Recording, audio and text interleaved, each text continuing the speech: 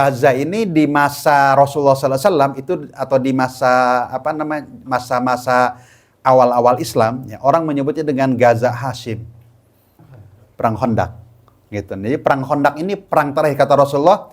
Setelah perang ini mereka orang-orang Quraisy nggak akan nyerang kita, kita yang akan menyerang mereka. Yang menarik, turun ayat Al-Quran, namanya surat Al-Fath. Al-Fath itu kalau kita terjemahkan artinya kemenangan. Jadi kalau hari ini kita merasakan ridho dengan segala keputusan Allah, maka kita harus punya optimis bahwa Allah berarti sedang ridho kepada kita. Ya, ada tahlil la ilaha illa anta. Ini kan tahlil. Ya, mengesahkan Allah, mewahidkan Allah, la ilaha illa anta. Subhanaka, ini tasbihnya, inni kuntu minadh dhalimin, ini pengakuan kepada Allah, kita berbuat dosa, istighfar lah kalau bahasa kita. Subhanaka inni kuntu minadh dhalimin. Ya Allah, kalau saya sekarang dapat ujian, ini pasti bukan karena Engkau, tapi pasti ini kesalahan saya.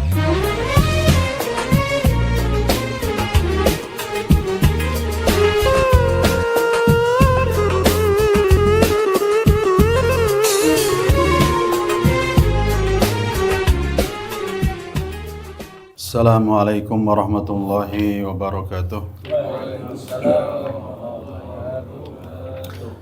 Innal hamdalillah nahmaduhu wa nasta'inuhu wa nastaghfiruhu wa nastahdihi wa na'udzu billahi min shururi anfusina wa min sayyiati a'malina. Man yahdihillahu fala mudilla lahu wa may yudlil fala hadiyalah. Asyhadu an la ilaha illallah wahdahu la syarika lah wa asyhadu anna Muhammadan abduhu wa rasuluhu la nabiyya ba'dah. Allahumma fasalli wa sallim wa barik ala hadzal nabiyil karim nabiyina wa syafi'ina Muhammadin wa ala alihi wa sahbihi ajma'in wa man tabi'ahum bi ihsanin ila yaumiddin. Wa qala Allah ta'ala fi kitabihil karim wa huwa asdaqul qailin, a'udzu billahi minasy syaithanir rajim.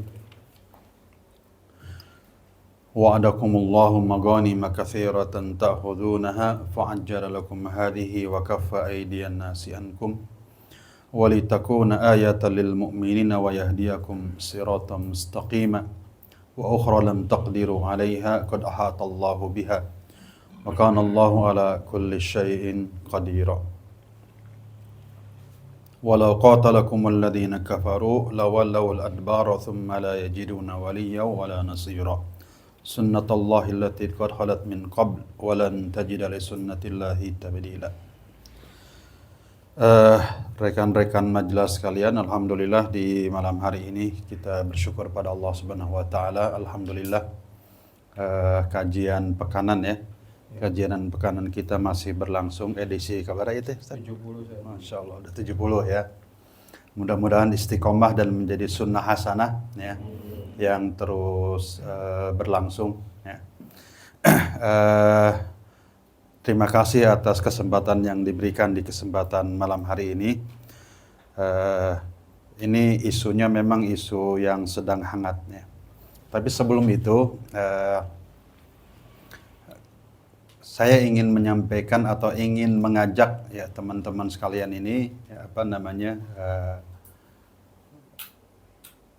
mengambil beberapa ibroh ya atau pelajaran ya, bahwa kalau kita berbicara tentang isu Palestina, kemudian dengan konflik ya, dalam hal ini kan ada yang terbaru ya, keputusan dari Mahkamah Internasional yang menjelaskan bahwa pendudukan Israel di tanah Palestina itu ilegal ya.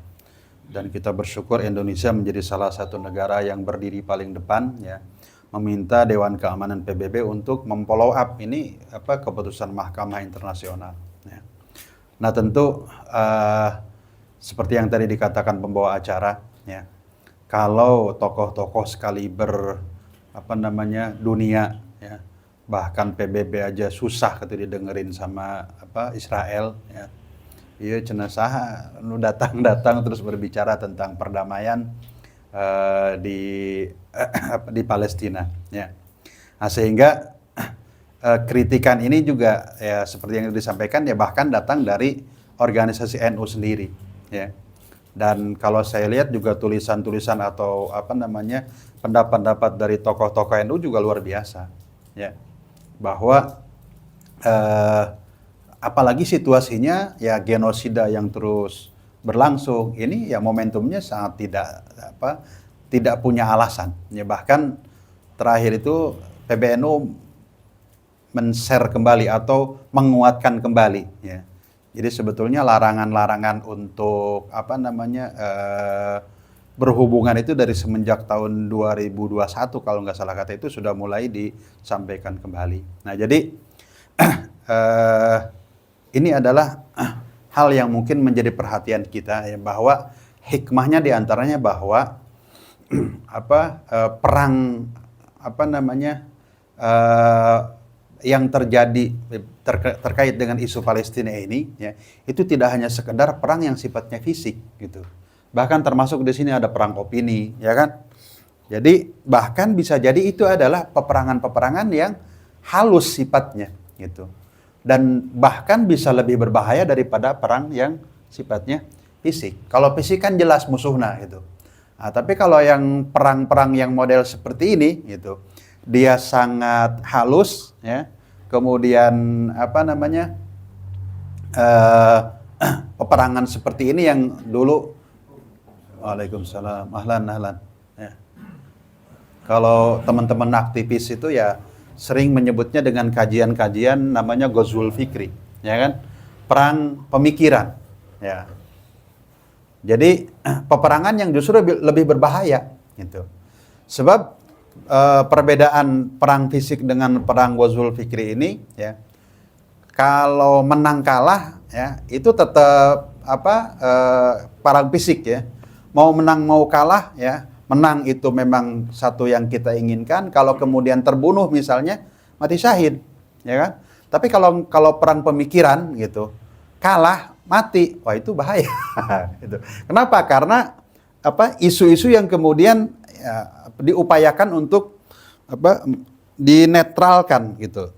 Nah sehingga kita bersyukur bahwa tema-tema tentang Kepalestinaan ini harus terus kita jaga suhunya itu. Karena walau bagaimanapun ya dia adalah Palestina merupakan tanah yang penuh berkah ya. Apalagi Gaza ini adalah salah satu tempat yang kata para ulama itu disebutkan di dalam hadis Rasulullah SAW ya. Bahwa sebaik-baik ribat itu adalah Asqalan ya. Jadi kata Rasulullah SAW nanti disebutkan di akhir zaman itu, ya, ketika terjadi fitnah itu yang terbaik adalah jihad dan ribat. Nah ribat itu artinya berpegang teguh kokoh di dalam front gitu. Nah ribat yang terbaik, tanah ribat terbaik itu adalah Asqalan. Nah Asqalan kalau kita lihat sekarang itu masuknya di Gaza. Gitu. Jadi yang disebut daerah Asqalan dulu itu ya termasuk ya Gaza di dalamnya ya. Dulu Asqalan ini masuknya ke Mesir ya. Jadi teman-teman sekalian kita harus bedakan ya antara pemetaan geografis zaman dulu dengan zaman sekarang. Beda ya. Ketika disebut Asqalan ya, Asqalan itu daerahnya nggak pindah-pindah di situ gitu. Cuma kalau misalnya sekarang dipetakan itu, dulu yang namanya Asqalan itu ya sempat masuk Mesir, makanya ini juga nanti masuk dalam kajian geopolitik sebetulnya. Ya. Kita mungkin pernah mendengar ada salah satu ulama besar namanya Ibnu Hajar Al-Asqalani. Berarti Al-Asqalani itu berasal dari Asqalan. Ya.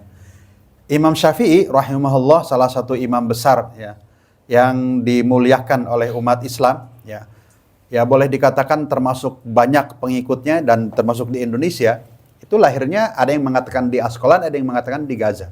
Dua-duanya betul, ya karena Asqalan dulu itu disebutnya ya Gaza. Ya. Nah Gaza ini juga kalau misalnya kita berbicara kalau kita berbicara hari ini yang disebut dengan Gaza itu ya termasuk Asqalan tadi. Ya, kalau di peta itu biasanya disebutnya Asqalan. Ya. Itu Asqalan itu sekarang dicaplok atau dijadikan diklaim oleh orang-orang Yahudi sebagai masuk Israel. Ya. Jadi kalau kita lihat Gaza di peta itu, ya teman-teman sekalian, ini Gaza itu nggak luas. Ya. Dia hanya 350 km persegi. Itu. Gede-gede ting gitu ya. Jadi Gaza itu ya kecil tempatnya gitu. Tapi tempat yang kecil ini menampung sekian juta orang. Jadi dulu orang-orang Palestina itu ya begitu terusir ya. Jadi ada dua peristiwa besar ya. Ada Nakbah dulu namanya itu dulu ya, pengusiran. Jadi ada dua peristiwa besar ya. Tahun 48 dengan 68. Makanya ini dikenal ada dua perang ya, perang Arab Israel ya. Tahun 48 itu ketika Israel mendeklarasikan diri jadi negara ya. Terus tahun 68 itu nanti yang memicu lahirnya Oki gitu. Jadi ini banyak benang merahnya. Tapi dua pengusiran ini akhirnya menyebabkan saudara-saudara kaum muslimin yang tinggal di tempat-tempat yang sekarang diduduki oleh Israel itu kemudian diklaim sebagai negara Israel, itu akhirnya ya mereka hijrahnya kemana? Ya hijrahnya ke Gaza. Jadi Gaza yang wilayahnya kecil ya, cuma sepetak lah, jauh jeung Karawang, gelegaan Karawang sedirpan.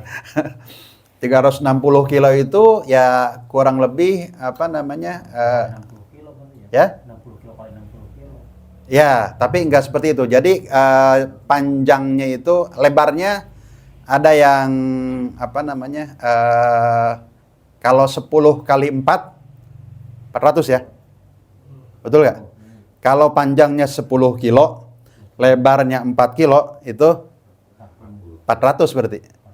40. 400 kan? 40. 100 berarti ya? Ya, jadi kurang lebih jaraknya itu seberapa ya lamun dihitung. 360 kilo itu dia lebarnya cuma ada yang 5, ada yang kecil lah ininya gitu. Jadi saya terbalik, berarti ke sananya berapa? 40 kilo ya panjangnya. Ya, ininya ada yang 10, lebarnya itu ada yang membesar, ada yang mengecil gitu. Jadi bentukannya nggak besar ya. Jadi 40 dikali 10, tapi 10-nya nggak rata. Gitu. 10 kali 40 ya. Jadi 10 kilo lebarnya, itu panjangnya itu 40 kilo. 40 kilonya nepi ka mana orang lari 40 kilo cukup. Ya, jadi panjangnya 40 kilo ya Gaza yang sekarang ya. Lebarnya itu 10 tapi nggak rata. Sehingga nanti jumlah totalnya 360 gitu. Itu besaran Gaza. Nah, kalau dulu ya yang namanya Askolan itu masuk di wilayah Gaza ya dulu. Nah, sehingga Gaza ini di masa Rasulullah SAW itu atau di masa masa-masa awal-awal Islam ya, orang menyebutnya dengan Gaza Hashim. Gitu. Kenapa? Karena disitulah kakeknya Rasulullah wafat. Jadi kakek Rasulullah namanya Hashim ya. Jadi Nabi Muhammad SAW kan bin Abdullah bin Abdul Muthalib bin Hashim bin Abdi Manaf itu, bin Qusay bin Kilab kesananya terus. Nah, jadi ya sampai nanti ke ya betul ada Kinanah. Nah jadi kakek Rasulullah yang namanya Hashim ini ya sebetulnya namanya Al-Mughirah, tapi dia disebut Hashim karena kata Hashama itu artinya menggiling roti, Hashamal khubz gitu. Jadi dulu di masa Hashim ini ya kota Mekah pernah ditimpa paceklik gitu. Nah, Hashim inilah yang kemudian mengawali perdagangan ekspor impor di Mekah. Nah, jadi memulai kembali perdagangan gitu. Jadi di antara Bani Kinanah ini keturunan dari Nabi Ibrahim alaihissalam ya, itu ada sebagian yang tinggalnya di Gaza. Jadi keturunan Rasul. Makanya di daerah Syam dan sekitarnya itu nanti ada marga namanya Al-Kinani. Nah, itu berarti keturunan Kinanah, Bani Kinanah. Itu masih keturunan Nabi Ibrahim, berarti kan Bani Kinanah dari orang-orang Arab yang hijrah di sana. Nah, jadi begitu paceklik, dikirimkanlah utusan ke sana minta bantuan. Nah, dikirimkanlah kemudian bantuan ya. Kemudian Hashim ini ngasih makan orang dengan ngasih bubur gitu ya. Menggiling gandum gitu supaya jadi bubur. Batur geus teu sabar, ieu geus lalapar jelema gitu. Sehingga kakek Rasulullah ini disebut dengan Hashim. Nah, maka kakek Rasulullah SAW sebagai tokoh besar, kenapa? Karena yang memulai perdagangan ekonomi Mekah orang kaya gitu. Jadi ya saudagar ekspor impor lah ya, membawa kafilah dagang, memulai kembali dagang itu. Nah, sehingga dalam satu ekspedisi dagang, ya, Hashim ini kemudian meninggal di Gaza. Nah, sehingga Gaza itu disebutnya dulu di zaman Rasul disebutnya dengan Gaza Hashim, dan bahkan sampai sekarang juga sebutan itu masih ada, ya. Jadi Gaza Hashim. Jadi Gaza itu kalau kita berbicara atau Palestina dalam hal ini sekarang, ya, itu tidak bisa kita lepaskan dari kecintaan kita kepada Rasul, karena di sanalah kakek Rasulullah SAW meninggal, gitu. Jadi kakek Rasulullah Hashim ini menikah dengan wanita, ya, dari Madinah, dari Bani Najjar, gitu. Punya anak, ya, namanya Abdul Muthalib. Sebetulnya nama anaknya Syaibah, ya. Tapi kenapa dipanggil Abdul Muthalib? Karena Hashim ini punya saudara. Salah satu saudaranya namanya Muthalib. Itu. Nah, Muthalib ini begitu Hashim meninggal, anaknya Syaibah tinggalnya di mana? Tinggalnya sama ibunya di Bani Najjar di Madinah, ya. Nah, maka dia kemudian Hashim ini Muthalib ini datang. Ya, kalau bahasa kita jang nanaonan nyi cicing di lembur. Kan dia ngilu, ya, jeung om. Gitu kan, dengan Om Muthalib kita ke kota, ya, karena Makkah itu ya kota metropolitan, ya kan, karena orang-orang semua datang ke sana, gitu. Nah, maka akhirnya dibawalah Abdul Muthalib muda ini, ya, ikut dengan omnya ini, ya, dengan pamannya atau uaknya kembali ke Mekah, gitu. Ya, karena ganteng, kasep, gitu kan, disangkanya ini adalah budak hamba sahayanya Muthalib, maka dipanggillah dengan Abdul Muthalib, gitu. Padahal iya alo, gitu, lain anak, gitu. Dipanggillah Abdul Muthalib. Jadi kalau kita berbicara tentang Palestina, ya, ini adalah punya kaitan yang sangat erat dengan kita sebagai umat Islam, ya, bahwa disitulah kakek Rasulullah SAW. Di situ juga ada keturunan dari Quraisy, ya, salah satu ulama besar, ya, yang kita kenal dengan Imam Syafi'i yang lahir di Gaza, gitu. Dan Gaza juga memang tanah yang diberkahi, ya, tanah yang memiliki sejarah yang cukup panjang, gitu. Nah, karena itu, ya, saya ingin di kesempatan kali ini, ya, menyampaikan ada beberapa poin yang mudah-mudahan ini menjadi pelajaran buat kita, ya, bahwa ketika kita berbicara tentang potret orang-orang Yahudi atau katakanlah Israel yang di sini merupakan salah satu eksistensi, ya, dari gerakan Yahudi internasional, gitu. Nah, maka kalau kita lihat di dalam sejarah, ya, ini momentumnya saya pikir tepat nih, Ustadz. Ya, jadi kita sekarang ada di bulan Muharram di awal tahun 1446,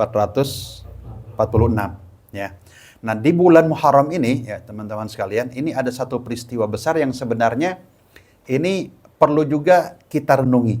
Kenapa? Karena di bulan Muharram, ya, persisnya di tahun ke-7 Hijriah, ya, itu ada satu peristiwa besar, ya, yang terkait dengan perjuangan Rasulullah SAW ketika berkonflik atau katakanlah ketika berhadapan dengan orang-orang Yahudi, ya. Nah, peristiwa besar apa itu? Itu peristiwa besar namanya Perang Khaybar. Ya, Perang Khaybar ini terjadinya di tahun ke-7 Hijriah di bulan Muharram, ya. Kenapa ini peristiwa besar? Ya, karena ini adalah wujud dari janji Allah Subhanahu wa taala, ya. Dan banyak hikmah serta pelajaran dari Perang Khaybar ini. Ya, jadi Perang Khaybar kapan terjadinya? Memang ada sebagian ulama berbeda pendapat, ya. Ada yang mengatakan bulan Muharram, ada yang mengatakan Safar, ada yang mengatakan Rabiul Awal, ya. Nah, jadi peristiwanya ini memang sedikit perbedaan, ya, tapi sebetulnya hampir-hampir sama lah, ya. Jadi bulan Muharram ini, gitu, terjadi Perang Khaybar, ya, pasca perjanjian Hudaybiyah. Nah, jadi perjanjian Hudaybiyah itu kapan terjadinya? Terjadinya tahun ke-6 Hijriah, ya. Tahun ke-5 Hijriah itu terjadi Perang Khandaq, ya, perang terakhir kaum muslimin melawan orang-orang Quraisy, ya. Nah, kata Rasulullah SAW setelah perang Khandaq atau perang Ahzab itu tahun ke-5. Ya, jadi kalau misalnya kita lihat sejarahnya, Rasulullah hijrah, ya, tahun kedua terjadi perang Badar, tahun ketiga perang Uhud, ya, tahun keempat nggak ada, tahun kelima itu terjadi perang Khandaq, gitu. Jadi perang Khandaq ini perang terakhir kata Rasulullah. Setelah perang ini mereka orang-orang Quraisy nggak akan nyerang kita, kita yang akan menyerang mereka. Itu berarti eksistensi kaum muslimin sudah semakin kuat. Nah, setelah perang itu, jadi tahun ke-6-nya, nah Rasulullah SAW memang bermimpi. Allah berikan mimpi, dan mimpi para nabi kan benar. Ya. Mimpinya apa? Beliau masuk kota Mekah, mencukur rambut, berarti haji dan umroh. Maka berangkatlah kaum muslimin itu sekitar 1.600 orang. Berangkat. Ya. Untuk apa? Untuk melaksanakan umroh, ya, haji. Di bulan Zulqa'dah, berarti Zulhijjah. Ya. Ya berangkatnya gimana ya, jalan kaki. Ya mereka Rasulullah ya bawa bawa hewan kurban gitu. Nah, makanya nanti praktek haji itu ada 3, ada haji kiron, ada haji tamatu, sama haji ifrod satu lagi. Ya. Kalau disebut haji ifrod artinya haji dengan umrohnya tidak di bulan yang sama atau di bulan haji. Jadi bulan haji itu 3 ya, bulan Syawal, Zulqa'dah, Zulhijjah itu bulan haji. Ya. Jadi kalau jamaah sekalian, teman-teman majelis ini hajinya dengan umrohnya dipisah, itu namanya ifrad. Jadi misalnya datang kayak itu tanggal 7, tanggal 8, langsung haji berarti kan? Ya kan? Nggak umroh dulu. Nah itu berarti namanya haji ifrad. Jadi umrohnya misah. Tapi kalau misalnya umroh dulu, setelah itu haji, nah itu antara 2, tamatu atau haji kiron. Ya, kalau kiron sama tamatu bedanya apa? Haji kiron itu setelah dia umroh, pakaiannya nggak dilepas, tetahalul. Gitu, Robi. Jadi pakaian ihramnya tidak dilepas, gitu. Disebut tamatu itu artinya kan bersenang-senang. Berarti ada jeda. Jadi setelah umroh, pakaian ihramnya dilepas, bisa pakaian biasa. Maka disebutnya tamatu. Nah, yang rata-rata ya haji kita tamatu. Kalau kiron ya ini berat. Jadi dari setelah umroh itu nggak lepas lagi ininya, kain ihramnya terus sampai ke haji. Maka disebutnya kiron. Kiron artinya kan berbarengan gitu. Makanya yang mendampingi manusia disebutnya korin. Ya kan? Korin itu ya itu yang kemana-mana yang ngilu gitu. Itu disebutnya korin. Nah jadi Rasulullah SAW waktu itu gitu berangkat ya bawa hewan kurban. Ustaz bisa tuh orang haji kiron? Tuh bisa. Kunaon? Sebab haji kiron salah satunya harus bawa hewan sembelihan dari tempat kita gitu. Ya orang rek mawa domba di Indonesia kan saya bisa gitu. Ya rata-rata ya haji, dan itu memang yang kemudian disampaikan kepada kita haji tamatu. Ada khilaf di antara mana yang lebih utama, kiron atau tamatu. Ya itu khilaf. Tapi ala kulli hal ya, kembali kepada umroh Hudaybiyah atau haji Hudaybiyah ini ya. Begitu Rasulullah sampai di Hudaybiyah, ini kan orang lagi musuhan, ya kan? Mentalitasnya ketika Rasulullah mau masuk kota Mekah, orang kermusuhan gitu dengan orang-orang Quraisy. Artinya kalau kaum muslimin diperbolehkan masuk kota Mekah, cek orang Mekah, apa kata dunia gitu. Orang Islam boleh masuk kota Mekah, kan orang teh keur musuhan nih kumaha, nggak masuk di akal gitu. Tapi kalau dilarang orang-orang muslim ini mau haji atau mau umroh, apa kata orang juga? Berarti orang Quraisy sudah mendominasi Baitullah gitu kan. Ini serba salah. Jadi orang-orang Quraisy itu kalau menolak salah. Kalau menerima juga kumaha gitu. Kalau misalnya orang Islam diperbolehkan, pan aing teh keur perang jeung maneh kan gitu. Tapi kalau ditolak, apa kata orang-orang? Quraisy sudah mulai menjadi orang sombong gitu. Sementara siapapun tidak boleh dilarang untuk haji, untuk umroh. Orang tawaf mudis itu nggak boleh. Bahkan kalau musim haji, ya ada orang yang bunuh bapaknya, tuh menang di naon gitu kan. Itu kata musim haji. Jadi kalau musim haji ada orang misalnya haji, umroh, tawaf, itu dilihat oleh anaknya, iya lumayan bapak aing misalkan, itu nggak boleh diapa-apain. Karena menghormati bulan haji, menghormati Baitullah itu. Itu kehormatannya. Nah sekarang ini ada orang mau haji, mau umroh gitu kan, kemudian dilarang. Nah, itu dilema. Maka akhirnya terjadilah negosiasi. Negosiasinya kemudian lahirlah namanya perjanjian Hudaybiyah atau Sulhul Hudaybiyah. Nah, Sulhul Hudaybiyah ini begitu terjadi perjanjian itu, yang menarik turun ayat Al-Quran. Namanya surat Al-Fath. Al-Fath itu kalau kita terjemahkan artinya kemenangan. Jadi perjanjian Hudaybiyah oleh Allah disebutkan dengan kemenangan besar. Nah, ini kan jadi menarik. Gitu. Nah, nanti rentetan kemenangan ini Allah menjanjikan di situ di surat Al-Fath itu, kemenangan-kemenangan besar ini nanti Sulhul Hudaybiyah akan membuka kemenangan yang lain. Sampai nanti ke Fathu Makkah. Nah, sebagai bonus pembuka dari Sulh Hudaybiyah, kemenangan itu apa? Kemenangan di Khaybar. Gitu, sampai nanti ke Fathu Makkah. Nah, jadi setelah Sulh Hudaybiyah di bulan Zulhijjah, Rasulullah kembali ke Madinah. Tidak lama kemudian, ya, orang-orang yang kemarin ikut Rasulullah SAW di perjanjian Hudaybiyah itulah kemudian yang ikut untuk ke Khaybar. Jumlahnya kurang lebih sekitar 1.600 orang untuk penaklukan benteng Khaybar. Gitu. Jadi Khaybar ini ya perang pertama atau katakanlah ekspedisi kaum muslimin pertama setelah perjanjian Hudaybiyah. Nah, kenapa ini terjadi? Ya. Karena ya, Khaybar ini kalau kita lihat secara geografis, ya, itu letaknya sekitar 153 kilo dari Madinah dulu ya di zaman Nabi. Kalau Madinah sekarang, Khaybar kayaknya masuk di ruang lingkup kegubernuran Madinah. Jadi sekarang sudah masuk di situ ya.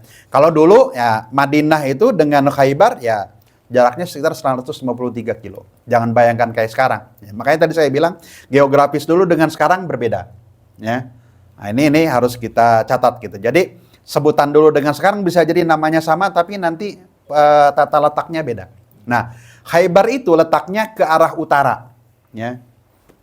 Arah utara Madinah. Jadi ke atas lah ya. Ke arah utara ya, agak ke timur berarti ya. Jadi Khaybar ini ya merupakan tanah yang subur ya. Di situ ada mata air atau oasis ya kalau di ini disebutnya, dan memang punya perkebunan kurma yang termasuk produktif dan bagus-bagus di Khaybar itu. Nah, gimana ceritanya orang Yahudi bisa sampai di Khaybar ya? Jadi orang-orang Yahudi ini ketika mereka di masa pengusiran masa kerajaan-kerajaan setelah runtuhnya kekuasaan Nabi Sulaiman dan sebagainya, itu mereka ditindas kemudian dibawa ke Irak, ke Babilonia ya. Jadi kerajaannya dihancurkan, orang-orang Yahudinya itu dibawa dijadikan budak di Babilonia ya oleh Nebukadnezar atau Bukhtansar bahasa Arabnya ya. Nah, Raja Nebukadnezar ini yang kemudian menjadikan orang-orang ini sebagai budak. Nah, setelah rezim Bukhtansar ini habis, diganti dengan rezim yang lain, orang Yahudi dibebaskan karena dianggap sebagai pembawa sial. Gitu. Akhirnya dibebaskan, disuruh balik lagi, gitu kan. Nah, sebagian orang-orang Yahudi ini, ya, itu mereka berjalan ke arah selatan. Arah selatan berarti ke arah tempat yang memang disebutkan dalam kitab suci mereka nanti akan datang Nabi terakhir. Di mana? Yaitu di Madinah, di Yathrib. Alhamdulillah. Ya. Nah, jadi orang-orang Yahudi ini kenapa mereka tidak balik lagi ya, tapi mereka mencari tempat yang dianggap sebagai nabi terakhir. Ya. Apa itu? Yaitu kota Madinah. Nah, tapi begitu mereka sampai di Khaybar, jadi Khaybar dulu baru Madinah, ya kan? Kalau dari arah Irak, dari arah Persia berarti, dari arah Babilonia. Nah, begitu sampai di Khaybar kata mereka, ini tempat yang cocok disebutkan dalam kitab suci. Jadi teman sekalian, orang Yahudi ini ya sampai kepada tempat datangnya nabi terakhir, mereka tahu gitu. Situasinya seperti apa karena di situ disebutkan banyak pohon kurma segala macam. Ya memang jelas disebutkan. Nah, mereka melihat ini tempatnya Khaybar. Sebagian lagi nggak puas, sebagian lagi kemudian tetap berangkat sampai kemudian di Yathrib atau di Madinah. Nah, orang-orang Yahudi yang di Khaybar ini disebut Yahudi Khaybar. Kemudian 3 kabilah Yahudi yang lain itu tinggal di kota Madinah. Nah, itu nanti ada Banu Quraidah, Banu Qainuqa, dan Banu Nadir. Ya. Nah, sebelum perjanjian Hudaybiyah, ya, ketiga Yahudi yang di Madinah ini itu sudah habis. Kenapa? Karena mereka ketika Rasulullah datang itu bikin perjanjian, ya, bahu-membahu membela kota Madinah, tapi mereka semuanya berkhianat. Ya, sampai kemudian terakhir terusir Banu Nadir itu yang ada di surat Al-Hasyr. Ya, nah, mereka terusir dari kota Madinah. Nah, yang terusir ini kemudian di mana posnya? Yang ngeposnya di Khaybar. Disitulah kemudian mereka menyusun strategi bagaimana ya melampiaskan dendam kesumatnya kepada Rasul dan kaum muslimin. Itu. Nah, disitulah kemudian mereka menyusun strategi. Ya. Nah, jadi begitu Rasulullah SAW ya selesai dengan Sulh Hudaybiyah, gitu, kembali ke kota Madinah, mata-mata Rasulullah kan Rasulullah SAW ini memang punya beberapa intelijen yang menyampaikan informasi bahwa ini orang-orang Yahudi sedang menyusun strategi akan menyerang kota Madinah. Nah, sebelum mereka menyerang, kata Rasulullah, kita yang menyerang lebih dulu. Gitu. Jadi, ya, prinsip dalam Islam yang pertama itu, ya, memang peperangan itu, ya, kita tidak menyerang dulu. Gitu. Kenapa? Karena dalam prinsip Islam itu adalah Islam agama keselamatan. Ya. Tapi kalau kemudian kita menangkap gejala bahwa ada orang-orang yang sedang melakukan makar, konspirasi, ya ulah nungguan mahena nyerang.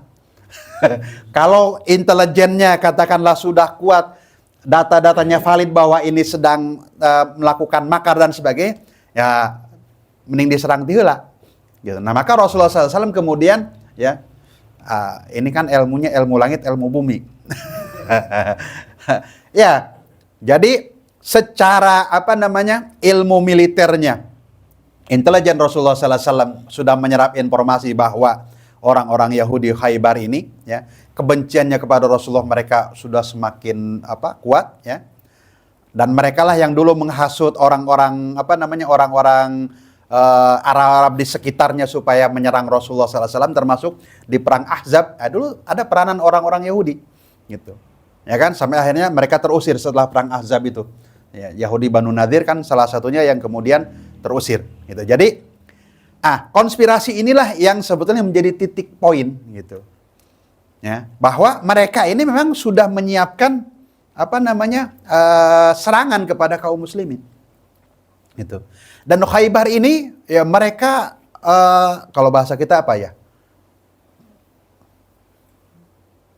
Dengan bahasa jagoannya, ini benteng-benteng yang paling kuat yang nggak mungkin bisa dikalahkan.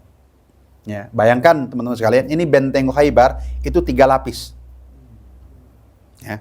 Jadi orang dulu itu tinggal, itu mereka punya benteng. Bentengnya 3 lapis. 1 lapisnya ayat tilu. Gitu. Jadi bagaimana benteng ini sangat kuat sehingga orang Yahudi punya kepercayaan diri yang sangat kuat. Mereka nggak bakal bisa dikalahkan.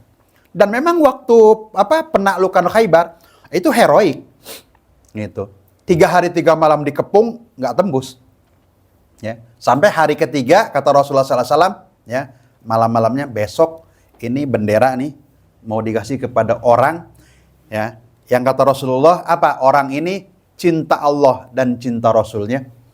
Ya. Allah mencintai dia, dia pun mencintai Allah.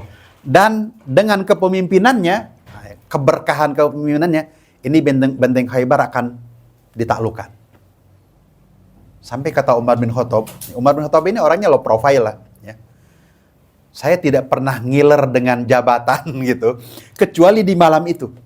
Gitu. Kata Umar bin Khattab, saya tidak pernah mengangan-angankan satu. Kenapa? Karena di situ Rasulullah memberikan jaminan. Besok ini bendera, ya, panji perang akan diberikan kepada orang yang Allah mencintai dia, dia pun mencintai. Berarti kan kalau sudah disebutkan Allah mencintai, ini udah selesai nih. Gitu. Nah, ternyata panji itu diberikan kepada sahabat Ali bin Abi Thalib. Nah, jadi kata Umar bin Khattab, saya nggak pernah punya keinginan, ya, jadi komandan perang kecuali di malam itu. Kenapa? Karena Rasulullah mengatakan ini orang Allah cintai, dia pun mencintai Allah. Ya. Dan nanti dengan inilah, ya, Allah akan membukakan kemenangan kepada kaum muslimin. Gitu. Jadi Rasulullah soklah istilopoe, ya, gitu kan. Artinya apa? Bahwa, ya, ada hal-hal yang perlu dievaluasi dari kaum muslimin. Kenapa? Karena kemenangan itu akan datang, itu memang ada syarat-syaratnya. Gitu. Nah, salah satunya tadi, gitu. Nanti kalau kita lihat di surat Al-Maidah itu kan ada, ya. Wali-wali Allah itu cirinya apa? Yuhibbuhum wa yuhibbuna. Ya kan? Adillatin 'alal mu'minin, a'izzatin 'alal kafir. Yujahiduna wala yakhafuna laumat. Itu ada disebutkan di situ, ya. Jadi kata Allah Subhanahu wa taala, ya ayyuhalladzina amanu may yartadda minkum an dini wa sawfa ya'tillahu biqaumin yuhibbuhum wa yuhibbuna. Adillatin 'alal mu'minin, a'izzatin 'alal kafir. Nah, ini ayat ini memang nanti terkait salah satunya kepada sahabat Ali bin Abi Thalib. Kalau kita lihat dari beberapa tafsirnya, hanya memang ini kemudian diglorifikasi oleh orang-orang Syiah, ya. Sehingga Ali yang layak, itu nanti babnya lain lagi. Tapi semua ahlu sunnah mengakui bahwa Ali bin Abi Thalib sahabat yang punya kelebihan. Ya memang, ya seperti itu. Hanya ya kita menempatkannya pada proporsinya. Nah, jadi Ali bin Abi Thalib yang kemudian memimpin penaklukan perang Khaybar. Jadi benteng Khaybar yang kuat itu kemudian lepas satu persatu. Ya, sampai akhirnya takluk dan kaum muslimin kemudian mendapatkan ghanimah yang cukup besar. Ya. Jadi bisa dibayangkan tanah-tanah Khaybar itu luar biasa. Ya. Nah, hanya nanti Rasulullah SAW setelah itu masih memberikan kesempatan kepada orang Yahudi untuk menggarap itu dengan cara dibagi rata. Ya, jadi masih diberikan kesempatan. Gitu. Nah, tapi setelah di masa Umar udah nggak ada lagi. Dan di masa Umar nanti ada perubahan-perubahan nantinya. Hanya poin yang ingin saya sampaikan di sini ya teman-teman sekalian, bahwa perang Khaybar ini menjadi salah satu pelajaran penting buat kita. Ya, bahwa sesungguhnya Rasulullah SAW sebagai pemimpin tertinggi kaum muslimin saat itu, ya memang kalau kita bahasanya sih, ya kan memang Nabi menang wahyu, iya gitu. Tapi beliau tidak melupakan hal-hal yang sifatnya manusiawi, gitu. Bahwa ya kaum muslimin itu harus punya kekuatan intelijen yang kuat sehingga bisa menangkal ya hal-hal yang kira-kira itu akan membahayakan bagi kaum muslimin, gitu. Memang umat Islam ya tidak memulai peperangan, tetapi kalau ada musuh yang memang sudah jelas-jelas berniat untuk menghancurkan, ya ulah nungguan nyerah, gitu. Diserang lebih dulu, gitu. Kalau memang sudah jelas-jelas ya informasi intelijen dan sebagainya, udah, gitu. Nah, jadi ini perang Khaybar, ya. Maka Rasulullah kemudian menyerang mereka, ya, tanpa orang Yahudi tahu. Jadi orang Yahudi itu di Khaybar rawas, ya. Isuk-isuk reka sawah cek paribasa mahnya mereka keluar bari hariring gitu kan, tahu-tahu tiba-tiba datang kaum muslimin nyerang, gitu. Dan bagaimana kemudian ya mereka merasa pede, kenapa? Karena kata orang-orang Khaybar rek dikepung sabara ieu kuat. Kenapa? Karena mereka memang punya logistik yang sangat kuat, ya. Tapi akhirnya ya alhamdulillah Allah Subhanahu wa taala kemudian membukakan benteng Khaybar yang sangat kokoh, gitu. Nah, ini nanti peristiwa-peristiwanya banyak yang luar biasa, gitu. Nanti di perang Khaybar ini juga ada satu peristiwa yang akan menjadi perhatian, gitu. Apa salah satunya, ya? Ketika Rasulullah sudah menang di perang Khaybar, gitu, ada salah satu wanita Yahudi. Ini ada khilaf di antara para ulama, ya. Ada yang mengatakan wanita Yahudi ini masuk Islam, ada yang mengatakan dia tidak masuk Islam. Itu. Ya. Terus si wanita Yahudi namanya Zainab bintil Haris, ya. Dia menghadiahkan kepada Rasulullah, ya, kambing bakar. Itu Sadirpan. Terus nanya, Rasulullah itu paling senang kambing apanya? Pahanya. Paha kanan, paha kiri. Udah dikasih. Ya, paha belakang biasanya.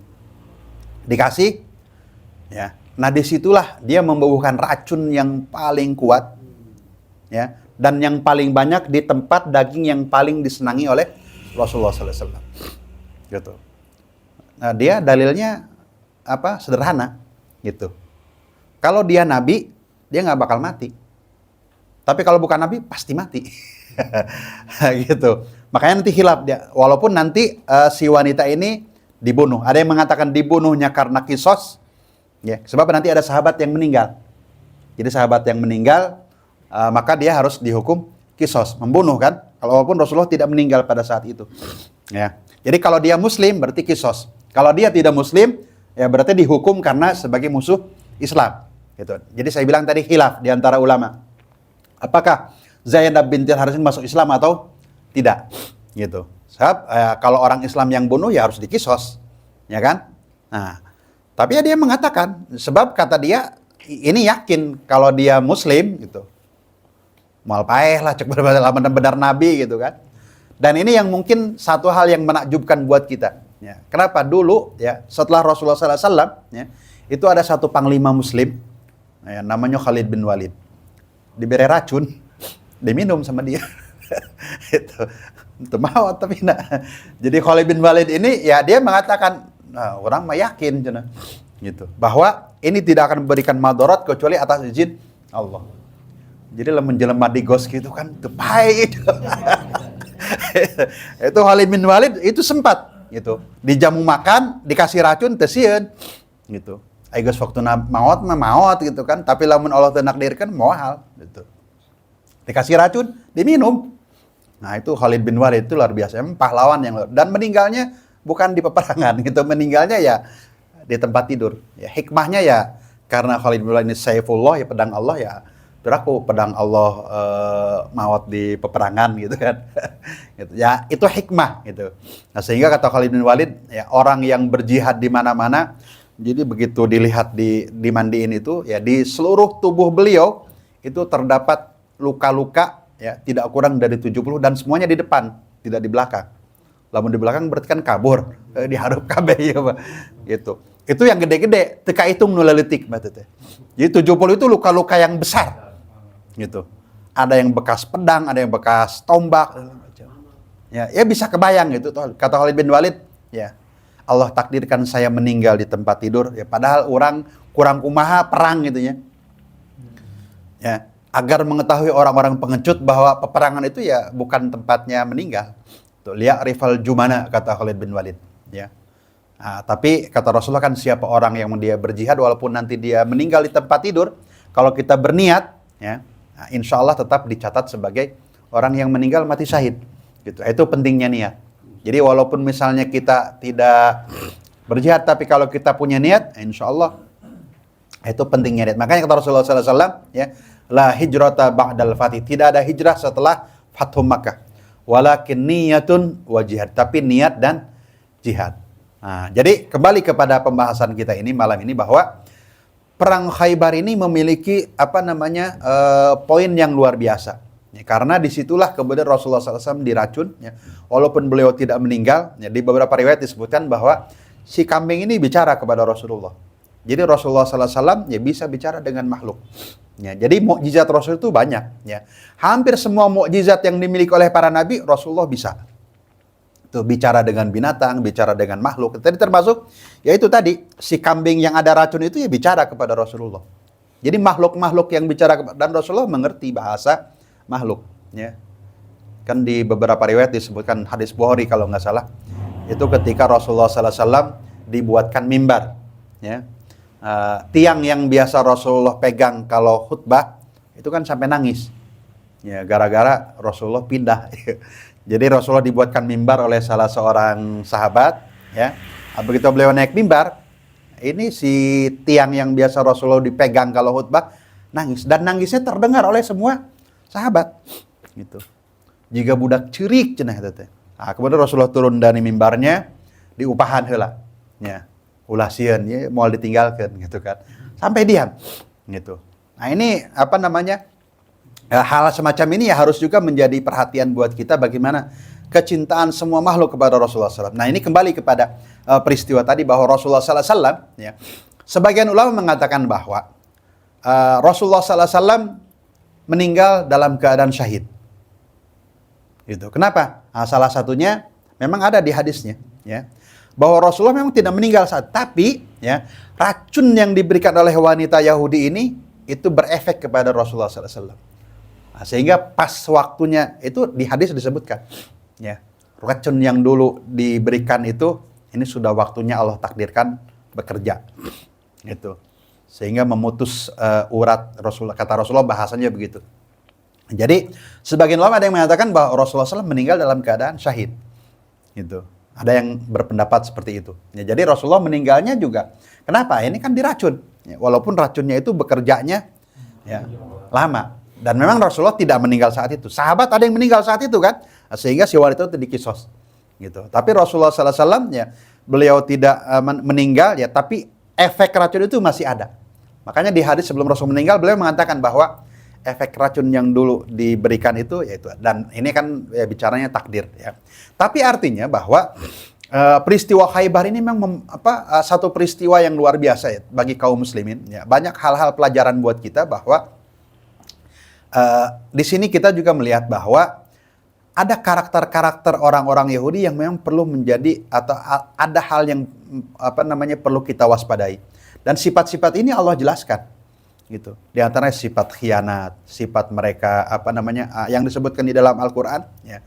Banyak ya. Bahwa orang-orang Yahudi ini adalah orang yang paling cinta kepada dunia melebihi siapapun. Wala tajidannahum ahrasan nasi ala hayati wa minal ladina asyraku. Yawaddu ahaduhum law yu'ammaru alfasanah wa ma huwa bimuzazihi minal adzabi law yu'ammar. Orang yang paling cinta kepada kehidupan dunia, nah itu orang Yahudi. Wala tajidannahum. Kalau kata orang ahli pesantren ya, ini taukidnya 2, lam dengan nun. Dan Muhammad kau pasti akan menemukan ya, orang yang paling cinta kepada kehidupan dunia itu orang Yahudi. Nah, ini makanya orang kudu hati-hati ya. Kadela rasa-rasa bisi kasub golongan gitu. Ya, artinya cinta dunia itu ya satu hal yang memang naluriah gitu. Al-Quran mengatakan zuyina linasi hubus syahwat ya minan nisa wal disebutkan kan begitu. Diberikan indah ya kepada manusia kecintaan ya syahwat itu kepada apa? Ya minan nisa wal bani. Ini kan semuanya hal yang duniawi. Ya kalau kata para ahli tafsir di situ tidak disebutkan siapa yang menghiasi. Ya kan? Kalau bagi orang beriman itu Allah yang menghiasi. Tapi bagi orang yang kafir setan yang menghiasi. Gitu. Jadi ini ada 2 penafsiran. Jadi kalau zuyina dipandang indah. Kalau orang beriman ya dipandang indah, tapi yang ngasih memandang indahnya itu Allah gitu. Jadi yang ngasih indahnya Allah. Tapi kalau orang yang kafir, nah itu setan. Nah, jadi mudah-mudahan ketika kita memandang indah pun tetap bahwa ini adalah bagian hal yang fitrah. Makanya kata Rasulullah SAW, ya saya diberikan kesenangan kepada anak dan sebagainya. Itu memang satu hal yang fitrah. Itu kan duniawi semuanya. Nah, yang nggak boleh kan kalau kemudian berlebihan dan itu mengalahkan kecintaan kita kepada Allah, kepada Rasul, kepada berjuang, ya kan? Nah, makanya di ayat yang lain Allah menyebutkan, ya, katakan ya Muhammad, siapa yang kalaulah kemudian inkana abaukum, kalau bapak-bapak kalian, anak-anak kalian, istri-istri kalian, perniagaan, lebih kalian cintai daripada Allah, daripada Rasul, daripada berjuang, nah, berarti kan kecintaan itu boleh, tapi tidak boleh melebihi, mengalahkan kecintaan kita kepada Allah, kepada Rasul, kepada jihad, kepada perjuangan. Gitu. Nah, artinya ada takarannya. Nah, jadi kembali kepada tadi bahwa sifat-sifat orang-orang Yahudi ini memang Allah jelaskan, gitu. Bahwa mereka orang-orang yang memang paling cinta kepada kehidupan dunia. Nah, ini kalau misalnya kita lihat sekarang fenomena apa yang menyebabkan kaum muslimin atau katakanlah kita punya optimisme besar di Palestina. Kenapa? Karena orang Yahudi memang sifatnya kata Allah paling cinta dunia. Nah, jadi sebetulnya dari semenjak tahun 2000 Donald Trump jadi presiden tahun seberapa? Ya? 2015. 16, ya. Ya, begitu Donald Trump jadi presiden, ya. Terus dia mendeklarasikan diri pemindahan kedutaan Amerika ke Yerusalem atau ke Al-Quds, ya, kita menyebutnya Al-Quds, mereka menyebutnya Yerusalem, gitu. Itu sebetulnya ada sebabnya. Apa sebabnya? Karena gelombang orang-orang Yahudi yang keluar dari Israel itu, atau gelombang penduduk Israel yang keluar dari Israel itu sangat besar. Sehingga akhirnya Donald Trump mengatakan, nggak ulah sieun. Nih, kita Amerika masih sangat kuat memberikan dukungan.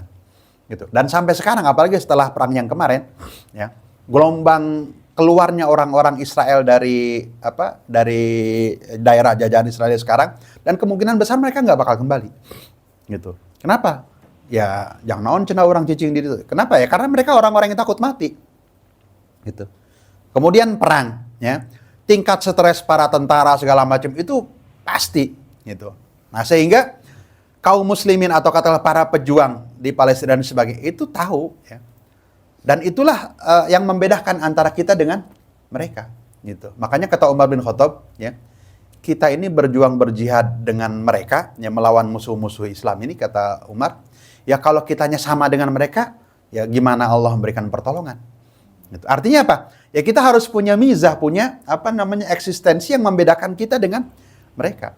Salah satunya apa? Ini. Ya. Di antara poin yang paling penting adalah ya, bahwa kita lebih mendahulukan cinta kepada Allah, cinta kepada Rasul, cinta kepada perjuangan. Ya kan? Kenapa? Karena itulah titik poinnya. Karena ketika Rasulullah SAW menyebutkan besok saya akan memberikan panji ini kepada seseorang yang akan membebaskan atau memenangkan perang, sifatnya kan disebutkan apa? Allah mencintai mereka, Allah mencintai dia, dan dia pun mencintai Allah. Nah, karena itu, teman-teman sekalian, ini poin penting. Ya. Kalau Allah hari ini mentakdirkan, ya, kita bisa duduk dengan nyaman di sini, bisa mendapatkan kebahagiaan, maka ini mudah-mudahan salah satu tanda Allah mencintai kita. Ya. Kenapa? Ayatnya itu, ketika Allah memberikan cinta, itu bukan kita dulu yang cinta. Tapi siapa dulu? Allah dulu yang cinta kepada kita. Ya kan? Yuhibbuhum wa yuhibbunahu. Allah mencintai mereka, mereka mencintai Allah. Nggak mungkin kita bisa datang ke sini senang sama ilmu kalau Allah nggak cinta sama kita. Itu. Bahwa hari ini Allah tumbuhkan rasa cinta kepada Allah, ini berarti salah tanda Allah cinta kepada kita. Gitu. Nah, ini yang harus kita syukuri. Gitu. Kenapa? Karena ini yang mahal. Gitu. Sebab tanda-tanda wali Allah itu kan Allah menyebutkan, innama waliyukumullah. Sesungguhnya wali-wali Allah itu adalah cirinya apa? Ya mereka orang-orang yang Allah cintai mereka. Maka dengan Allah mencintai mereka, mereka memiliki kecintaan kepada Allah Subhanahu wa taala. Ini sama dengan kalimat radhiyallahu anhum wa radu anhu. Allah ridho kepada mereka, maka mereka pun ridho. Jadi kalau hari ini kita merasakan ridho dengan segala keputusan Allah, maka kita harus punya optimisme bahwa Allah berarti sedang ridho kepada kita. Gitu. Ada yang mungkin di antara kita dapat musibah atau punya ujian segala macam. Dan kita menerima, ya, ini Allah Subhanahu wa taala. Nah, maka ya insya Allah itu tanda bahwa Allah sedang memberikan salah satu sifat atau makom yang paling tinggi, yaitu makom ridho. Ridho ini kan makom paling tinggi. Gitu. Kenapa ya? Karena kalau Allah sudah ridho, selesai. Ya kan? Dan itu yang paling mahal. Gitu. Kita ridho dengan keputusan Allah Subhanahu wa taala. Saya teringat ya, ada satu kisah yang diceritakan oleh anak dari Buya Hamka. Jadi Buya Hamka ini ketika istrinya meninggal gitu, itu beliau suka bersenandung, kemudian suka ngaji sholat. Ditanya sama anaknya Irfan, ya ke Buya gitu. Kenapa gitu? Kata Buya Hamka, kalau saya ingat ibu kamu gitu, kata Buya Hamka, saya suka bersenandung gitu. Terus kalau semakin kuat ya manusiawi lah ya gitu. Maka kata beliau, saya kemudian sholat 2 rakaat ya, sholat taubat gitu. Bisi gitu. Khawatir kalau kemudian perasaan ini gitu mengalahkan keridhaan kepada Allah. Kemudian beliau ngaji gitu. Itu Buya Hamka. Artinya apa? Bahwa ya ini model-model kelas ulama lah ya, memang luar biasa. Jadi hal yang semacam itu khawatir, ya, ini bisa jadi dosa gitu. Maka beliau sholat taubat, gitu. Bisi ini perasaan yang, ini kan kalau kita berbicara itu kan perasaan manusiawi gitu kan. Tapi Buya Hamka khawatir kalau itu menjadi salah satu dosa yang menyebabkan Allah kemudian murka. Nah itu luar biasa. Nah karena itu ya, nah ini juga hal yang menjadi catatan buat kita bahwa kata para ulama sebetulnya kalau kita bicara cinta kepada Allah, ridho kepada Allah, itu mana dulu? Allah dulu gitu. Jadi Allah yang ridho kepada kita, Allah yang cinta kepada kita, maka kita pun Allah berikan ya perasaan ridho, perasaan cinta. Itu. Nah, kemudian yang terakhir ini juga nanti ada banyak kaitannya ya. Mungkin hal-hal yang terkait dengan pelajaran-pelajaran teknis ini sebetulnya ya. Kenapa gitu? Kalau kita diberikan banyak ujian Allah Subhanahu wa taala, ya, hal-hal yang mungkin cukup berat itu kita disunahkan memperbanyak tasbih. Itu. Nabi Musa ya, ketika Allah utus kepada Firaun, itu kan tugas yang berat, ya. Kumaha rek teu berat, ya. Sabar menit deh, Nabi Musa itu ya, diasuh oleh Firaun tileutik. Ya kan bapak angkat, ya kan? berhadapan. Kemudian Nabi Musa begitu dewasa, beliau punya kesalahan, dianggap sebagai kriminal. Kenapa? Bunuh orang walaupun nggak sengaja. Tapi kan tetap jadi catatan di blacklist di keamanan negara. Oh iya, cenah ieu penjahat. Kenapa? Membunuh, ya kan? Walaupun tidak sengaja. Ya, Nabi Musa nggak bunuh di tepak gitu kan? Anu pasea dipisahkan gitu kan? Nepakna tarik teuing, pae jawana gitu. Dikepret teu pira cenah kan. Ayatnya memang begitu, ya. Fa wakazahu Musa faqada alaih. Ya, wakaza itu nepak dada gitu. Ya. Memang Nabi Musa ini kuat sehingga Bani Israel takut. Gagah Nabi Musa itu kuat. Bayangkan ketika dia lari ke Madian, ya. Itu orang-orang tidak ngasih minum kecuali setelah banyak orang. Kenapa? Karena sumur itu ditutup pakai batu. Jadi sumur zaman baheula, ya, Mang Robi itu ditutup pakai batu supaya apa? Supaya nggak ada binatang apa gitu. Jadi kalau nanti mau ngasih minum, ya itu batu harus diangkat bareng-bareng banyak orang. Nah, ada 2 putri dari ada yang membutuhkan putri Nabi Syuaib, ya. Itu kenapa terakhir ngasih minum? Da teu kuat atuh ngangkat batu eta. Awewe ieu mah kan. Sehingga kata Nabi Musa ditinggali ti kejauhan. Ieu kunaon batur lalaki? Aya awewe duaan gitu kan. Tergerak Nabi Musa, nah, terus diangkat ku sorangan teh batu diangkat gitu. Hebat memang Nabi Musa ini gagah kuat. Maka Bani Israel takut kepada Nabi Musa.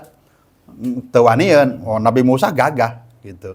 Nah, jadi kalau kita berbicara kekuatan ya memang Nabi Musa hebat. Nah, ketika diutus menghadap Firaun, ya, kan doanya yang terkenal Rabbi shrah li sadri wa yassir li amri wahlul 'uqdatam yafqahu qawli. Terus kurna pidinya apa nah Ustaz?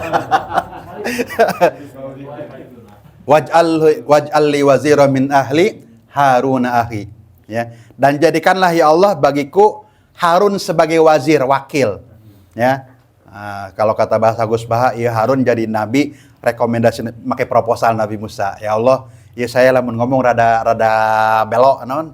Cadel. Kan Nabi Musa kan cadel karena waktu kecil itu dia disuruh milih antara susu dengan bara api, ya. Seuneu lain seuneu naon ngaranna teh? Arang no ya. Nabi Musa tadi nyokot ya, tapi oleh Jibril diarahkan sehingga begitu dimakan lidahnya kebakar.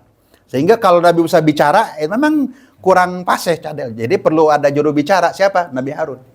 Ya, makanya kan Nabi Musa doanya Rabbi shrah li sadri wa yassir li amri wahlul 'uqdatam min lisani. Ya Allah, ieu lisan ulah kacaletot. Kenapa? Karena memang beliau punya masalah di situ. Wahlul 'uqdatam min lisani yafqahu qawli, agar mereka paham. Waj'al li wazira min ahli Haruna akhi. Gitu kan. Terus di selanjutan ayatnya apa kata? Kainusabbihaka katsira wa nadhkuruka katsira. Agar kami ya Allah bisa berzikir kepadamu, bertasbih kepadamu sebanyak-banyaknya. Jadi bekal untuk menghadapi ujian, menghadapi yang hal-hal yang berat, itu kata Allah banyak zikir, banyak tasbih. Gitu. Nah, ini kenapa disebutkannya tasbih gitu. Salah satunya ya, ini teman-teman sekalian, ya. Ketika Allah memberikan ujian kepada kita, kadang-kadang setan itu menggoda manusia, salah satunya dengan memberikan bisikan-bisikan persangkaan buruk kepada Allah. Ya kan? Kunaon bet urang, kunaon bet kieu gitu. Ya, Bi. Dan itulah hal yang paling berbahaya. Ya. Suudzon kepada Allah. Padahal ya, Maha suci Allah dari memberikan hal yang buruk kepada kita. Gitu. Makanya di situ kenapa kita memperbanyak tasbih, ya. Nah, tasbih yang paling terkenal tasbihnya Nabi Yunus, ya kan? Yang ada di surat Al-Anbiya, ya. La ilaha illa anta subhanaka inni kuntu minadh dhalimin. Dan Allah ngasih garansi, siapa yang membaca ini Allah akan selamatkan sebanyak Allah menyelamatkan Nabi Yunus. Sebab di sini ada 3 poin, ya. Ada tahlil la ilaha illa anta. Ini kan tahlil. Ya, mengesahkan Allah, mewahidkan Allah, la ilaha illa anta. Subhanaka, ini tasbihnya, inni kuntu minadh dhalimin, ini pengakuan kepada Allah, kita berbuat dosa, istighfar lah kalau bahasa kita. Subhanaka inni kuntu minadh dhalimin. Ya Allah, kalau saya sekarang dapat ujian, ini pasti bukan karena Engkau, tapi pasti ini kesalahan saya. Gitu. Ya kan? Ya, tasbihnya Nabi Yunus. Rasulullah SAW ketika berhadapan dengan orang-orang Quraisy, hati beliau agak merasa berat. Kata Allah Subhanahu wa taala, dan kami tahu ya Muhammad, kata Allah, annahu yadhiqu sadruka bima yaqulun. Dadamu itu agak sempit dengan sebab bahasa kita apa ya? Bulian mereka, caci maki mereka. Ya. Fasabbih hamdi rabbika wa kum minas sajidin. Perbanyaklah bertasbih kepada Tuhanmu dan jadilah orang yang sujud kepada Allah. Nah, jadi ini memang rahasia-rahasia yang luar biasa. Nah, karena itu teman-teman sekalian di sini hal-hal semacam ini ya memang sepertinya sederhana, tapi sebetulnya dia memiliki makna-makna yang lain. Jadi seperti tasbih, kemudian tahlil dan sebagainya. Ini kalimat-kalimat sakti sebetulnya. Ya, kalau bahasa Wali Songo disebutnya kan kalimosodo. Ya, kalimat tauhid yang sebetulnya itu jadi perlambang kesaktian Yudhistira ya.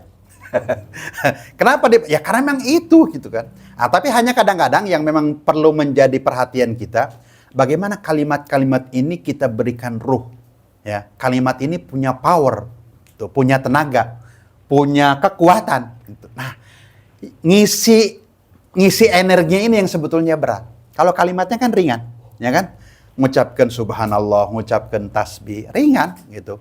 Tapi yang paling penting adalah penghayatan, ya itu tadi. Mengisi power dari kalimat-kalimat tadi dengan cara apa? Itu tadi. Dengan cara penghayatan. Ya, dan sebagainya. Termasuk teman-teman sekalian, ya diantaranya ini pelajaran-pelajaran yang dapat kita petik dari sini. Ya. Maka kembali kepada kajian kita malam hari ini. Kenapa Allah Subhanahu wa Ta'ala juga ketika berbicara tentang Bani Israel, ya, di surat Al-Isra Allah mengawali dengan kalimat tasbih.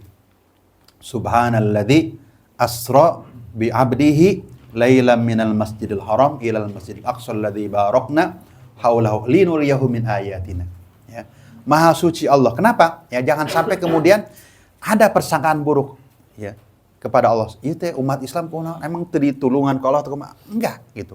Ya bahkan kalau kata para ulama hari ini ya, yang harus kita kasihani bukan saudara kita di Palestina. Siapa? Kita yang harus dikasihani. Kalau mereka sudah jelas perjuangannya, jelas pahalanya gitu kan. Justru orang yang harus dipertanyakan. Apa kontribusi kita? Apa perjuangan kita? Mereka mah sudah jelas gitu. Saudara kita meninggal syahid, ya kan? Hari ini mereka ya kan udah jelas gitu berhadapan dengan musuhnya jelas, perjuangannya jelas segala macam. Justru yang kita yang harus dipertanyakan. Nah, itu tadi makanya kenapa kemudian ya di ujung ini kita masih perlu terus menggelorakan semangat pembelaan kepada Palestina ya.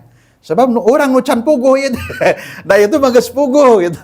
Perjuangannya sudah jelas ya kan? Mati saya dan sebagai tanahnya tanah ribat. Ya tadi yang saya sebutkan. Ini sebaik-baik tempat jihad, tempat ribat itu adalah Asqalan, yaitu Gaza itu termasuk bagian dari Asqalan. Sepanjang sejarah memang itu Allah Subhanahu wa Ta'ala menyuburkan. Nah, sehingga sebagian ulama ada yang menyengajakan diri ribat ngahajak kayak itu.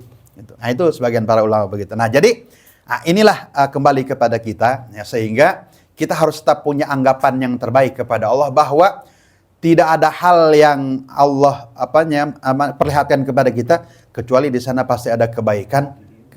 Termasuk hari ini misalnya ya kenapa belum datang pertolongan? Insya Allah pertolongan Allah pasti datang. Tinggal bagaimana kita memantaskan diri tadi ya. Menjadikan zikir-zikir itu lebih berbobot, lebih bermakna, ya kan? Lebih memiliki power dan sebagainya, gitu kan? Termasuk ya kita memantaskan diri untuk mendapatkan pertolongan Allah Subhanahu wa Ta'ala. Jadi kalau Nabi Musa ketika disuruh berhadapan Firaun, diberi bekal, diberi senjata, itu senjata-senjata yang sebetulnya ya itu tadi sakti ini sebetulnya, gitu kan? Tapi kan dari jelema diberi senjata tapi tanya homaknya ya kadang-kadang kan begitu. Jadi sehingga tidak punya. Nah, yang terakhir dan teman-teman sekalian, ya. Nah, kadang-kadang untuk mencapai atau pengisian power itu Allah bisa jadi memberikan berbagai macam ujian, berbagai macam hal. Ya, bahkan termasuk ibadah-ibadah besar yang Allah berikan itu tujuannya nanti kesananya supaya kita banyak zikir. Ya. Haji itu ibadah paling puncak di rukun Islam, ya kan? Tujuan haji apa? Kata Allah apa? Fa'idha qadaitkum manasikakum fadhkurullaha kadzikrikum abakum aw asyadda dzikra. Kalau kalian selesai manasik haji, kata Allah, ingatlah Allah seperti kalian mengingat bapak-bapak kalian. Titah zikir gitu. Jadi zikir bisa ingatan kita kepada Allah, zikir kita bisa lebih bermakna, powernya itu harganya mahal gitu. kudu haji heula, kudu menghadapi berbagai macam. Sehingga di sana kita menyaksikan keagungan-keagungan Allah Subhanahu wa taala. Gitu. Artinya bahwa ya memang seperti itu, ya. Kemarin kita baru selesai melaksanakan sembelihan kurban, ya. Kalau kita tanya apa sih hakikat kurban itu? Supaya ingat ke Allah gitu kan. Kan mahal harganya itu. Nah, sebetulnya kalau kemudian kita korban tapi nilainya nggak dapat, ini justru dipertanyakan gitu kan. Kenapa? Kudu dalam orang geus korban teh ingatan kita kepada Allah. Karena kata Allah, lihat kurusmallahi ala ma razaqahum min bahimatil an'am. Kan begitu kata Allah, walikulli ummatin ja'alna mansakan. Setiap umat itu kami jadikan manasiknya, sembelihannya. Untuk apa? Untuk mereka ingat Allah pada apa yang telah kami berikan rezeki dari binatang-binatang ternak untuk mereka. Gitu. Nah, maka bisa jadi untuk masing-masing mungkin berbeda pengalaman spiritualnya. Tapi itu semua menghantarkan kita ingat kepada Allah. Gitu. Maka kalau kita bertanya tentang para pejuang-pejuang, itu jangan tanya tentang ngajinya. Jangan tanya tentang zikirnya. Itu pasti mereka yang paling banyak. Ya kan? Kenapa? Itu sudah pasti gitu. Kalau kita bertanya sekarang, mana tanah yang paling banyak menghafal Quran? Ya di Palestina gitu. Bagaimana mereka perubahannya sangat jauh terjadi. Makanya kata para ulama dulu ketika orang-orang Palestina di bawah kekuasaan Israel, kenapa ya? Karena mereka jauh dari Allah. Mulailah muncul ya seorang penggerak dakwah, orangnya lumpuh itu Syekh Ahmad Yasin ya, keliling di kampung ketemu anak muda ya. Muncek paribasa mah barudak nutsok market calana pondok budak-budak SMP gitu kan masih. Itulah yang ditemui yang sekarang itu ya. Nu baheula barudak naon tukang marayan bola yang diajak oleh itulah yang sekarang kemudian ya jadi pemimpin-pemimpin di front terdepan di perjuangan di Palestina yang kemudian mereka melahirkan generasi-generasi tadi. Itu barangkali teman-teman sekalian ya hal-hal yang mudah-mudahan ini menjadi penyemangat buat kita bahwa bumi Palestina adalah salah satu tempat yang memang Allah persiapkan buat kita untuk mengingat kebesaran Allah Subhanahu wa taala. Jadi kalau kita lihat surat Al-Isra-nya, Allah mengawali dengan kalimat tasbih, subhana, ya, maha suci Allah Subhanahu wa taala, ya. Subhanalladzi asra bi 'abdihi, ya. Nah, kemudian kalau kita hari ini berbicara momentum di bulan Muharram, Allah mengingatkan kepada kita ya bahwa di bulan ini ada satu peristiwa besar, ya. Nah, kenapa kita harus mengingat peristiwa ini? Karena memang Allah juga memerintahkan. Wadzakirhum bi ayyamillah. Kata Allah, ingatkanlah mereka dengan hari-hari Allah. Hari-hari Allah memberikan kenikmatan, hari-hari Allah memerintahkan kita untuk mengenang, gitu. Nah, itu salah satunya adalah peristiwa perang Khaybar. Nah, di antaranya tadi sudah kita bedah sedikit ya tentang hikmah-hikmah, kemudian apa saja peristiwa-peristiwanya, ya. Di antaranya seperti itu. Tapi itu barangkali Ustaz, kalau ada tambahan atau ada pertanyaan atau ada hal yang perlu diperjelas di kesempatan malam hari ini untuk menambah diskusi kita, saya persilakan.